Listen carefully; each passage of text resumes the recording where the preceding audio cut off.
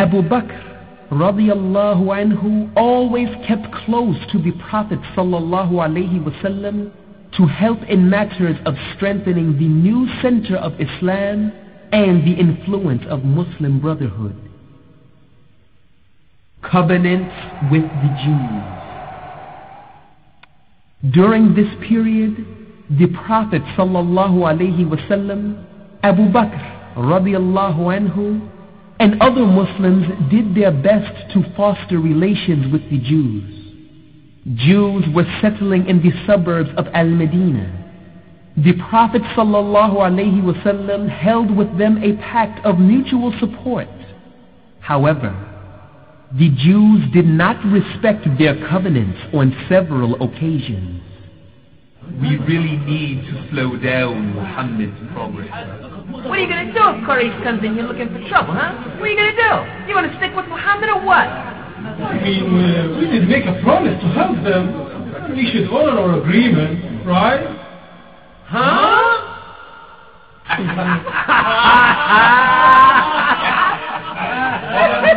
You finished that? Funny, man. I tell you, that man has got talent. I love that. Help Muhammad line. Oh, man, that's funny. Threats from other tribes, especially from the Quraysh in Mecca, were increasing.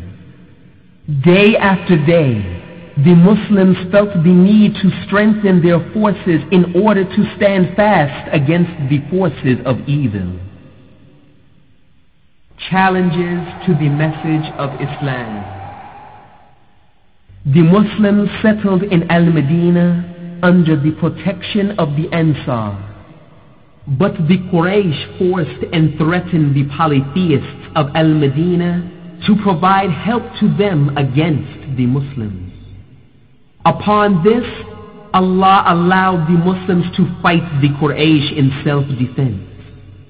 The Muslims began patrolling outside Al-Medina for security purposes. They received the news of a Quraysh caravan nearby. They went towards it to check it. Abu Sufyan, the leader of the caravan, got news of the Muslims coming towards them. In fear of their attack, he changed his direction and managed to escape. He also sent a warning to the Quraysh that their trade caravan was in danger. But when felt safe, he sent another man to deliver good news to the Quraysh about the caravan. However, Abu Jahl, a leader of the Quraysh and a bitter enemy of the Prophet ﷺ and Islam, insisted on putting an end to any future threats from the Muslims. He convinced other chiefs to march to Al-Medina to destroy the Muslims and Islam. Preparations for combat. The Quraysh deployed a strong army and marched to Al-Medina. The Muslims, on the other hand, did not have enough provisions for the coming battle. However, they were determined to stop the aggressors. Badr battle. The Quraysh are defeated. The Prophet ﷺ, with the help of Abu Bakr radiyallahu anhu and other Muslim leaders, gathered an army 1/3 the number of the Quraysh army. Both armies met at a place called Badr. There, the Prophet ﷺ was provided with a shelter and guarded by Abu Bakr radiyallahu anhu to manage the battle. Abu Bakr radiyallahu anhu was standing behind the Prophet ﷺ while he was praying to Allah to grant the Muslims victory over the disbelievers. Many times did the Prophet's cloak fall off his shoulders, and Abu Bakr radiyallahu anhu picked it up. He was close to the Prophet ﷺ when he was praying, "O Allah, if this small band is defeated, no one on earth will worship you." as the Prophet ﷺ received reassurance from above, he commanded the Muslims to start action.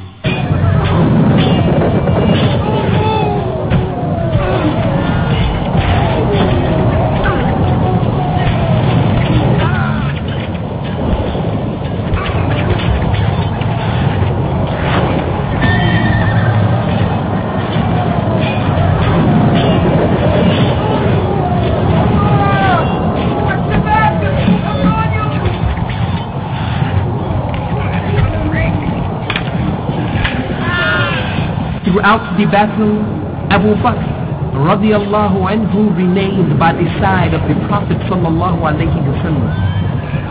He was again and again encouraging the Prophet sallallahu alaihi wasallam by words like, "O Prophet of Allah, why fear? Allah has promised to you victory and support. He certainly will fulfill His word." No sooner the battle became hot than the Prophet sallallahu alaihi wasallam told Abu Bakr radiallahu anhu that the help of Allah had come. He said to him, "Here is Jibreel riding a horse with its reins in hand and dust on its teeth."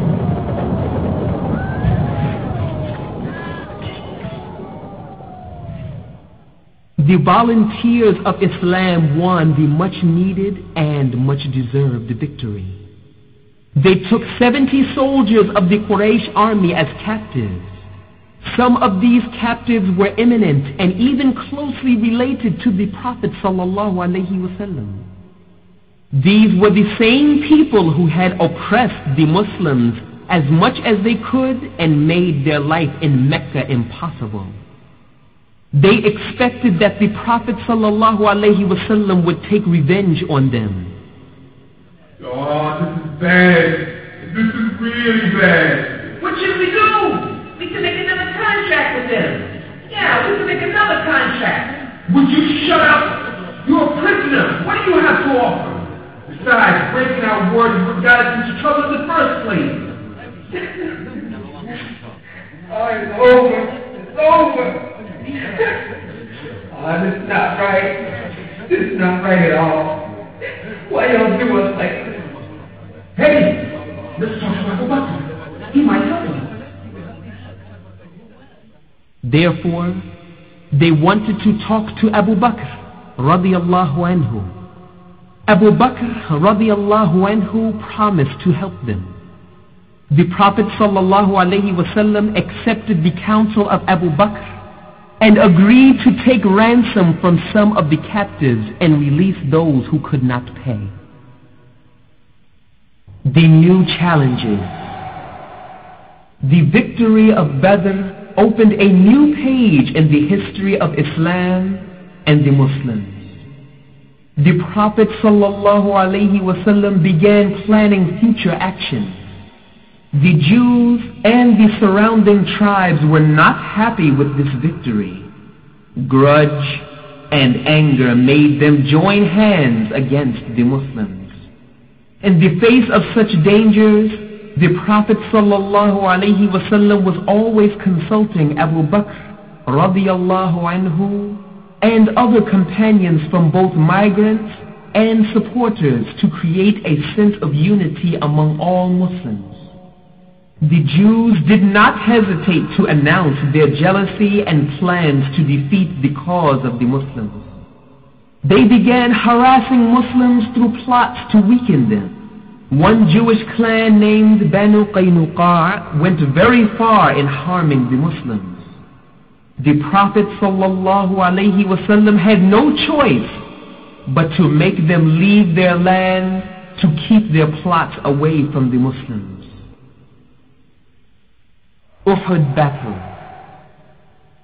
The Quraysh, on the other hand, did not give up the idea of taking revenge for their defeat at the Battle of Badr. They collected a well-equipped army and marched near to Uhud Mount in the vicinity of Al-Medina.